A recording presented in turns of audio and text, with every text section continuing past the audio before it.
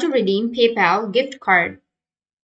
So if you want to redeem your PayPal gift card, then what you need to do is you just need to simply search for PayPal and go with the website, which is www.paypal.com, and make sure to log in. Go with the login, which is on the upper right, and then log in to your account. Once you logged into your account, you will have this kind of interface. So you just need to simply go with the wallet option, and you will have an option of link a card. So you just need to simply click on link a card.